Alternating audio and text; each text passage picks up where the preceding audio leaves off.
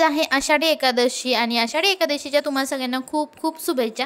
आणि उपवास म्हटलं तर मला चहा लागतोच, त्यामुळे सकाळी सकाळी मस्त चहा केलेला आहे, तुम्ही ते बघू शकता। आणि त्यानंतर मग बनवायची होती खिचडी, तर देवपूजा केलेली आहे, पण ते मी व्हिडिओ तुम्हाला नेक्स्ट पुढे दाखवते। देवपूजा आधीच केलेली होती आणि असं झाले हा व्हिडिओ खूप लेट झालेला आहे। आषाढी एकादशी होऊन आता 4-5 दिवस झाले, पण मला वेळ नाही भेटला आणि बाकीचेही व्हिडिओ होते, त्यामुळे त्यानंतर सर्वात आधी मी कढईमध्ये तेल टाकलं आणि उपवासासाठी तेल मी वेगळंच ठेवते, पण आज जे ड्रममधून काढून घेतलेलं आहे त्यानंतर जास्त तेल टाकलं, कारण मला हिरवी मिरची तळायची होती, कारण खिचडीसोबत हिरवी मिरची पाहिजेच असते, त्यामुळे तर मिरची आधी तळून घेतल्या। त्यानंतर तेल थोडंसं कमी करून घेतलं, कारण खिचडीसाठी तेल जास्त काही लागत नाही त्यामुळे। आणि त्यानंतर मग आता मला बनवायची आहे ती साबुदाण्याची खिचडी। साबुदाणा मी रात्रीच भिजवलेला होता, कारण छान भिजतो आणि मोकळाही होतो, सकाळी काही लवकर करायची होती, त्यामुळे तर साधारणतः 8:30-9लाच मी हिचं खिचडी बनवत आहे। तर कढईमध्ये त्यानंतर हिरवी मिरची बारीक करून मिक्सरमध्ये टाकली, ते काही शूट झालेलं नाही। आणि त्यानंतर शेंगदाण्याचा कूट टाकलेला आहे, तर शेंगदाणे छान भाजून घ्यायचे, थंड झाल्यानंतर त्याचा कूट करायचा, म्हणजे बारीक करायची मिक्सरमध्ये, खूप जास्त पावडर नाही करायची, थोडीशी जाडसरच ठेवायची, तेही छान तेलामध्ये परतून घ्यायचे। त्यानंतर इथं मी भिजवलेला साबुदाणा आहे आणि तुम्ही इथं बघू शकता, जेवढा मोकळा साबुदाणा भिजलेला असेल ना तेवढी खिचडी छान होते आणि अजिबात चिकट वगैरे काही होत नाही।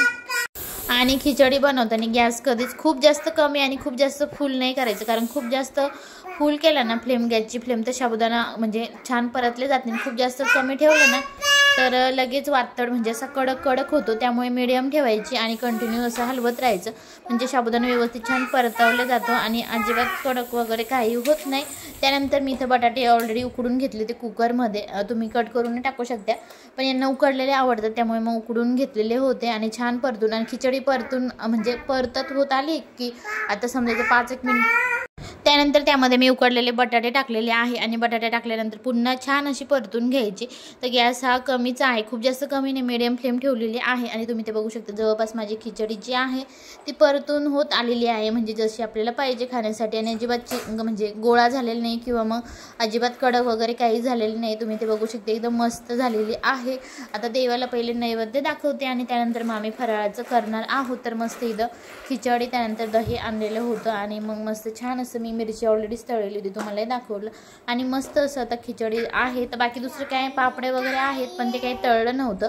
त्यानंतर देवाला नैवेद्य दाखवलं आणि आता मी फराळाचं करतो। हॅलो नमस्कार, जय शिवराय, मी माधुरी तुमचं सगळ्यांचं स्वागत करते एका नवीन व्हिडिओमध्ये। तुम्हा सगळ्यांना आजचा दिवस आनंदाचा आरोग्याचा जावो। आय होप तुम्ही सगळे मस्त आणि मजेत असेल, तुमच्यामधील सर्व इच्छा पूर्ण। तर आज आहे आषाढी एकादशी, तर आषाढी एकादशीच्या तुम्हा सर्वांना खूप खूप शुभेच्छा। देवपूजा वगैरे केली, देवाला नैवेद्य वगैरे दाखवली, त्यानंतर आम्ही फराळाचं झालं, सगळे कामं वगैरे झाली, बाकीचं जे आहे ते तुमच्यासोबत शेअर करणार आहे। आता इथं तर जवळपास मंदिर नाही आहे, गावाकडे कसं मंदिरामध्ये वगैरे जाता येतं, तर असो, तर आजचा व्हिडिओ कंटिन्यू करत राहा आणि नक्की बघत राहा।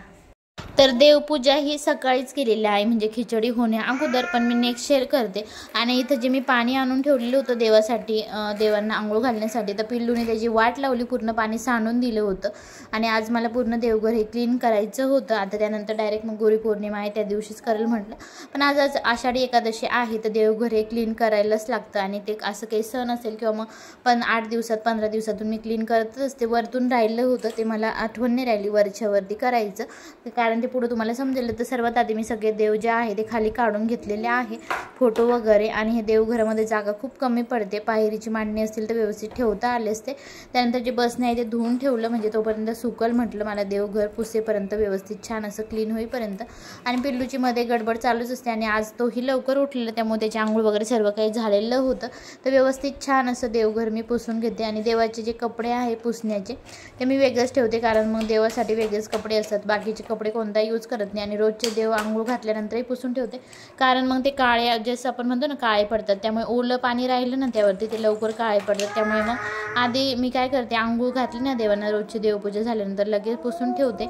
आणि रोजचं देवपूजा दाखवायला कसं ना रोज रोज तेच तेच म्हणून मग मी नाही दाखवत, कधी कधी असं सण वगैरे असेल तरच जास्त करून दाखवते, किंवा मग खूप दिवसानंतर नाही दाखवलं, किंवा मग जेव्हा वेळ असेल, कारण वेळ कधी असतो ना सकाळी सकाळी खूप घाई असते कामाची, पुन्हा ते स्टँड घ्या, पुन्हा मोबाईल त्याला लावा, आणि त्यात पिल्लू जर असेल तर तो स्टँडला मोबाईल राहू देत नाही, स्टँड हलवेल मोबाईल हलवेल, तो झोपलेला असेल त्याआधी जर देवपूजा झाली तरच मग माझं शूट वगैरे होतं, त्यामुळे मग दाखवत नाही।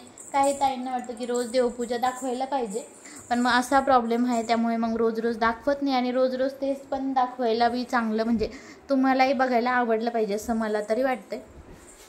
बाकी तुम्हाला कोणते व्हिडिओ बघायला आवडत असेल ते नक्की कमेंट करून सांगा। आणि सध्याचे जे व्हिडिओ तुम्हाला तुम्ही सगळ्यांनी प्रेम दिलं, खूप चांगला प्रतिसाद दिला, त्याबद्दल तुमचे खूप मनापासून आभार। असा सपोर्ट पुढेही राहू द्या। तर इथं मी देवघर स्वच्छ क्लीन करून घेतलं, त्यानंतर देवही पुसून घेतले, जे फोटो आहे ते पुसून घेतले, बाकी देवांना आंघोळ घालून घेतली आणि सर्व काही दाखवलं नाही, कारण खूप मोठा व्हिडिओ होऊन जातो आणि या गोष्टी करण्यासाठी भरपूर वेळ लागतो। दाखवायला छोटंसं वाटतं, पण या गोष्टींसाठी तुम्हाला सगळ्यांना माहीतच आहे भरपूर वेळ जातो त्या कामामध्ये। त्यानंतर देवांना आंघोळ वगैरे घातली, पुसून वगैरे घेतलं स्वच्छ असं, आणि त्यानंतर ठेवून देते त्यांना। परत हार वगैरे घातला, जे स्वामी समर्थ महाराज आहे, साईबाबा आहेत, त्या मोठ्या मूर्ती आहेत त्यांना। आणि त्यानंतर मग बाकीचे देव आहेत छोटे, म्हणजे गणपती बाप्पा झालं, त्यानंतर अन्नपूर्णा माता झालं, त्यांनाही व्यवस्थित छान आंघोळ घालून पुसून ठेवलेलं आहे। तर बाकी मग पूजा वगैरे करून घेते, त्यानंतर गंध लावायचा। आणि मेन तुम्हाला सांगते, जे देव असतो ना, देवांना तुम्ही गंध लावू शकतात, बाकी देवींना तुम्ही हळदी कुंकूच लावायचं। तर पहिले कसं होतं, मलाही या गोष्टी माहीत नव्हत्या, मी ही जो गंध असेल तोच लावायचे सगळ्या देवांना, पण जेव्हापासून माहीत झालं तेव्हापासून मग मी देवांना गंध लावते। अष्टीगंध झाला, कोणताही गंध असू दे जो आपल्याकडे असतो, चंदनाचा टीका झाला। आणि बाकी जे देवी आहेत, अन्नपूर्णा माता झालं, तुळजाभवानी झालं, त्यांना मग हळदी कुंकू लावते। त्यानंतर श्रीयंत्र झालं, त्यालाही हळदी कुंकूच लावते। तर इथं दिवा लावते। तर सध्या माझं सगळं रुटीन चेंज आहे, त्यामुळे तुम्ही म्हणाल डब्यानेच तेल होते, तर त्यामध्ये चांगलं तेल आहे, त्यामुळे याच्यासाठी ते दिव्याचं तेल आहे ते वेगळं ठेवते बॉटलमध्ये, आणि डब्बा पण आहे छोटासा, त्यामध्ये ठेवते। त्यानंतर दिवा लावलेला आहे आणि अगरबत्ती लावते। तर एकाच काडीने, म्हणजे दिव्याला कधी अगरबत्ती लावायची नाही, काय म्हणजे दिवा लावल्यानंतर दिव्याला कधीच अगरबत्ती झालं, धूप झालं लावायचं नाही, ते वेगळ्या काडीने तुम्ही किंवा एकाच काडीने लावू शकतात, किंवा दिव्यालाही दिवा कधीच लावायचा नाही, किंवा एखादी काडी म्हणजे एक काडी ओढली आणि त्याने दिवा तुम्ही अगरबत्ती लावू शकता, पण दिव्यावरती कधीच अगरबत्ती लावायची नाही, किंवा धूप वगैरे काही लावायचं नाही। त्यानंतर इथं मी अगरबत्ती लावली आणि कालची अगरबत्ती तशीच राहील। कधी कधी काय होतं, स्टँडमध्ये ना अगरबत्ती जर त्याला लागली ना तर विझून जाते, मग कधी कधी मी स्टँड लावत नाही। आणि जी देवघराची इथं जी पायरी आहे जिथं मी दिवा वगैरे लागते ना, ती खूप लूज झालेली आहे, कधी पण म्हणजे असं खाली येतं अगरबत्ती, स्टँड व्यवस्थित राहत नाही। तर मी इथं धूप शोधत होते, पण धूपही मला काही सापडलं नाही। आणि हा फोटो वरती ठेवलेला आहे, कारण खाली ठेवण्यासाठी जागा नाही। आणि तुम्हाला सगळ्यांना माहीतच आहे, देवघर मी आधी सांगितलं पिल्लूमुळे वरती ठेवलेलं आहे, खाली का ठेवत नाही तर तुम्ही आधीचे व्हिडिओ पाहिले असेल, त्यामध्ये मी सांगितलेलंच आहे। त्यानंतर हे पिल्लूचं फोटोशूट केलेलं होतं आषाढी एकादशीचं, याचाही डिटेलमध्ये मी व्हिडिओ शेअर केलेला आहे, पण असं झालं ना त्या व्हिडिओचं नोटिफिकेशन कुणाला आलेलंच नाही असं मला तरी वाटतं, कारण तो व्हिडिओ कोणी बघितलेलाच नाही। तुम्ही नसेल बघितला तर नक्की बघा, या डिस्क्रिप्शन बॉक्समध्ये त्या व्हिडिओची मी लिंक देईल, आणि कसं फोटोशूट वगैरे केलं ते सर्व मी डिटेलमध्ये त्या दिवशीच सांगितलेलं आहे, पण काय माहीत का बरं ते व्हिडिओ कुणापर्यंत पोहोचलाच नाही असं मला तरी वाटतं। मस्त छान असं त्याला धोतर वगैरे घातलं होतं, आणि हा ड्रेस आजीने आणलेला होता माझ्या पंढरपूरवरून, आणि माळा वगैरे तर मी त्या शिडीला घेतलेला आहे, आणि जी दुधाक्षाची आहे ती एक, आणि व्हाईट मण्यांची ती, बाकी ती दुसरी आहे ती मग आम्ही वापीला घेतलेली होती, आणि केळी पण होती आज उपवासासाठी। तर त्यानंतर मग सकाळचं आवरल्यानंतर मेन काम जे असतं फरची पुसायचं। आणि हा मॉप तुम्ही बघितलं होतं, मॉप तर व्यवस्थित होता, पण त्याची जी बकेट आहे ती तुटली होती, ती कशी चिटकवली ना त्याचा व्हिडिओ मी ठेवलेला आहे, तो तुमच्यासोबत शेअर करायचं राहिलं। लास्ट व्हिडिओमध्ये पण मी तुम्हाला सांगितलं होतं कशाने चिपकवली, म्हणजे कसं काय चिटकली, कारण खूप फुटलेली होती, म्हणजे मला पोछा मारताना अजिबातच म्हणजे त्यामध्ये पाणी घेऊ शकत नव्हते, आणि त्यामध्ये पाणी जर घेतलं नाही ना तर हा मॉब असा आहे की त्यामध्येच तो व्यवस्थित त्याचं पाणी क्लीन होतं, हाताने नाही त्याचं पाणी म्हणजे कमी करता येत बुडवल्यानंतर, त्यामुळे। आणि तुम्ही आता बघू शकता एक थेंबरही पाणी गळत नाही। तर नेक्स्ट व्हिडिओमध्ये मी तुम्हाला दाखवेल ते कशाने चिपकवलं ते, तर थोडासा व्हिडिओ मी शूट केलेला आहे, पण ते दाखवायचं राहून गेलं आजच्या व्हिडिओमध्ये, तर नक्की दाखवेल, पण सध्या यूजमध्ये तरी येतोय, कारण एवढ्या मागाची वस्तू असते, जवळपास 1200-1300च्या पुढेच आहे। तर आता वाजलेले आहे 6, मला बनवायचे साबुदाणा थोडंसं शिल्लक आहे, आणि एक बटाटा त्याचं थालीपीठ, त्यानंतर भगरीचा भात आणि शेंगदाण्याची आमटी बनवणार आहे उपवासासाठी। बघू आणखी काय काय बनवते, तर मग तेही तुम्हाला दाखवणार आहे, तर व्हिडिओ स्किप न करता शेवटपर्यंत नक्की बघत राहा। मला बनवायचं होतं साबुदाणा आणि बटाट्याचं थालीपीठ, पण मग झाल्यानंतर असं ठरलं की साबुदाणा आहे तर मग थोडीशी खीर बनवूया, आणि भगर आणि शेंगदाण्याची आमटी बनवणार आहे। मग ते ठरल्यामुळे थालीपीठ कॅन्सल केलं। आणि मी जर कधी व्हिडिओ एडिट करत असेल, व्हॉइस ओव्हर करायचं असेल ना, तर मी जेव्हा बोलायला सुरुवात करते ना तेव्हाच पिल्लूचा आवाज आमच्या चालू होतो, तोपर्यंत तो शांत बसतो, तुम्ही नाही तर कधी पण असंच होतं। आणि आजही तेच आहे, तो जर झोपलेला असेल ना तेवढ्याच वेळामध्ये माझे कामं होतात। त्यानंतर इथे पातेल्यामध्ये मग मी आता साबुदाण्याची खीर बनवते, तर सर्वात आधी तूप टाकलं, त्यानंतर खोबरं टाकलं किसलेलं, त्यानंतर ड्रायफ्रूट्स टाकले, आणि आज चारोळी काही नव्हती त्यामुळे बदाम आणि काजू आणि हे जे मनुके होते तेच टाकले, बाकी दुसरं काही टाकलेलं नाही। तर मी म्हटलं ना तुम्हाला, मी बोलायला लागले की त्याला लगेच त्याचा आवाज पण चालू होऊन जातो. तर इथं खीर होते म्हणजे टाकलेलं आहे, पाणी उकळी येऊ देते आणि त्यानंतर मग त्यामध्ये साबुदाणा टाकायचा. ते पुढे सांगतेच तुम्हाला कशी बनवणार आहे. तोपर्यंत इथं मी भगर भाजून घेते. 1.5 वाटी भगर घेतलेली आहे. 1 वाटीच करायला पाहिजे होती कारण अर्धी वाटी तर नंतर आमची खाऊन शिल्लक राहिली होती. त्यामुळे तर तेल टाकून छान भगर भाजून घ्यायची. त्याचा पूर्ण कलर चेंज होईपर्यंत तुम्ही तर बघू शकता, पूर्ण जो कलर आहे ना पूर्ण चेंज होऊन जातो. अशी व्हाईट होते भाजल्यानंतर. ती छान कमी गॅसवरती छान भगर भाजून घ्यायची म्हणजे छान लागते. यामध्ये तुम्हाला जर तिखट बनवायची असेल ना तर हिरवी मिरची, त्यानंतर बटाटे कट करून टाकू शकतात. त्यानंतर शेंगदाण्याचं कूट मिक्सरमध्ये बारीक करून, तर तशी छान लागते. पण आता मला शेंगदाण्याची आमटी बनवायचीच होती. एकदम मी साधी सिंपल मिठाची बनवलेली आहे, खूप जास्त काही त्यामध्ये टाकलं नाही. तर इथं भगर माझी भाजून झालेली आहे आणि त्यानंतर मग मी कढईमधून काढून घेतली आणि त्याच कढईमध्ये थोडंसं तेल टाकून पाणी टाकून अधन ठेवणार आहे. म्हणजे त्याला उकळी आल्यानंतर त्यामध्ये आपल्याला भगर टाकायची आहे. तर इथं मी पाणी टाकते. तर 1.5 वाटीसाठी इथं मी 3 ग्लास पाणी घेतलेलं आहे जवळपास, कारण भगर शिजण्यासाठी पाणी जास्त लागतं त्यामुळे. आणि त्यानंतर माझी इकडे जे आहे ते पाण्यालाही उकळी आलेली होती खिरीच्या. तर इकडच्या गॅसवरती घेतलं कारण मग तुम्हालाही मोबाईल म्हणजे कॅमेऱ्यामध्ये व्यवस्थित दिसतं, तिकडे एवढं काही दिसत नाही त्यामुळे. तर त्यानंतर मी पाण्याला उकळी आल्यानंतर जो साबुदाणा आहे तो टाकला आणि जो हा साबुदाणा आहे तो छान शिजून घ्यायचा. जेवढा चांगला शिजवला ना तेवढी छान खीर चांगली लागते. म्हणजे ट्रान्सपरंट होईपर्यंत पूर्णपणे शिजून घ्यायचा. पुढे तुम्हाला दाखवतेच कितपत शिजवायचं ते. आणि त्यानंतर तिकडे जोपर्यंत पाण्यालाही उकळी येईल त्यामध्ये मी खूप जास्त काही टाकलेलं नाही, फक्त त्यामध्ये पाणी, मीठ आणि थोडंसं तेल टाकलेलं आहे म्हणजे भगर कशी मोकळी होईल त्यामुळे. तर इथं मी साबुदाणा शिजल्यानंतर त्यामध्ये थोडीशी साखर टाकली. मी कमीच टाकलेली आहे, खूप जास्त साखर टाकलेली नाही. आणि तुम्ही ते बघू शकता साबुदाणा जो आहे पूर्ण ट्रान्सपरंट झालेला आहे. म्हणजे आपली खीर जी आहे ती व्यवस्थित छान शिजलेली आहे. आणि साबुदाणा जर व्यवस्थित शिजला ना तरच खीर जी आहे ती व्यवस्थित लागते.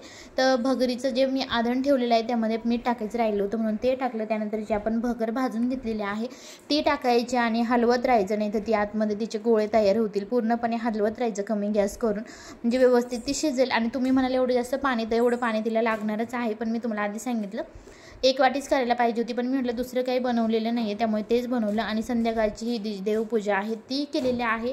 आणि आपण काही असं असेल तर रोजच नैवेद्य दाखवलं ना देवाला तरीही चालतो. फक्त एवढंच आहे, मी काय करते जे रोज बनवलेलं आहे तेच, आणि फक्त एवढं म्हणजे असं गाईला देते. कधी आम्ही स्वतःलाच ते ताट जे आहे ते जेवणासाठी घेतो, तसंही चालतं. त्यानंतर इथं जी खीर आहे ती छान शिजलेली आहे.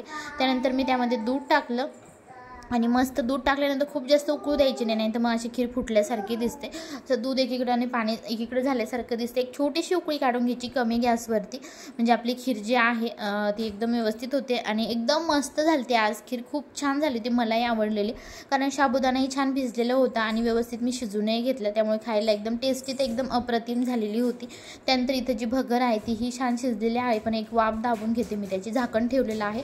म्हणजे थोडीफार जरी ती कच्ची राहिली असेल किंवा मग थोडीसं वाफ दाबली ना तर छान शिजून येईल म्हटलं, त्यामुळे झाकण ठेवलेलं आहे. आणि आता गॅस पूर्णपणे बंद केलं कारण भगर जी आहे शिजलेली आहे आणि गरम राहण्यासाठी, कारण मला अजून देवाला नैवेद्य वगैरे देही दाखवायचं होतं आणि शेंगदाण्याची आमटीही बनवायची होती.